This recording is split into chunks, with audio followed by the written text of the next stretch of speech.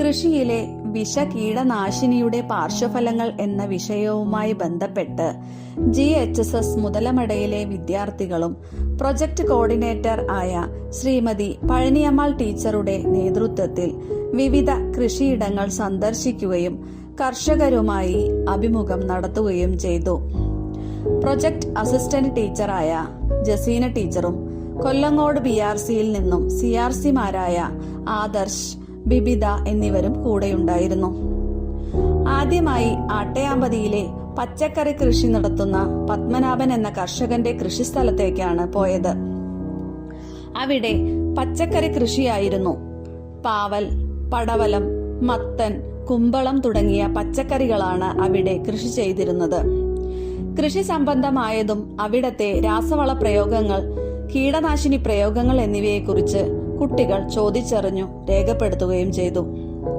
അടുത്തതായി വലിയ ചള്ളയിലുള്ള പഴനിസ്വാമി എന്ന കർഷകന്റെ കൃഷിസ്ഥലം സന്ദർശിച്ചു.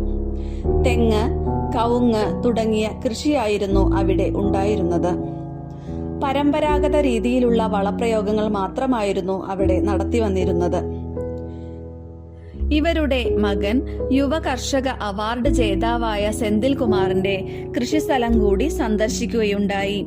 ഇവിടെ വാഴ, തക്കാളി, വഴുതന, വെള്ളരി, പാവൽ തുടങ്ങിയ പച്ചക്കറി കൃഷികളായിരുന്നു.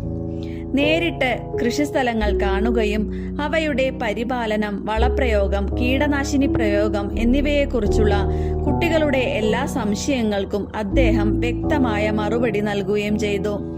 കൂടാതെ വളപ്രയോഗത്തിന് ഉപയോഗിക്കുന്ന യന്ത്ര സംവിധാനങ്ങൾ പരിചയപ്പെടുത്തുകയും ചെയ്തു. വാണിജ്യ ആവശ്യത്തിനായി കൃഷി ചെയ്യുന്ന എല്ലാ പച്ചക്കറികളിലും രാസവളം, കീടനാശിനി എന്നിവ ഒഴിവാക്കാൻ പറ്റാത്ത ഒരു ഘടകമാണെന്ന് അദ്ദേഹം കൂട്ടിച്ചേർത്തു.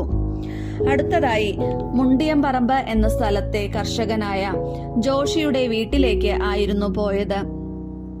അദ്ദേഹത്തിന്റെ നെൽകൃഷി, മാവ്, പയർ തുടങ്ങിയ കൃഷിസ്ഥലങ്ങൾ നേരിട്ട് കാണുകയും കുട്ടികളുടെ ഓരോ ചോദ്യത്തിനും വളരെ വ്യക്തമായ ഉത്തരങ്ങൾ നൽകുകയും ചെയ്തു. കൃഷി ചെയ്യുന്നതിനുള്ള മുന്നൊരുക്കം മുതൽ നെൽകൃഷിയുടെ ഓരോ ഘട്ടങ്ങളും ഓരോ ഘട്ടത്തിലും പ്രയോഗിക്കുന്ന രാസവളങ്ങൾ, കീടനാശിനികൾ എന്നിവയെക്കുറിച്ചുള്ള വ്യക്തമായ വിശദീകരണം കുട്ടികൾക്കായി അദ്ദേഹം പങ്കുവച്ചു.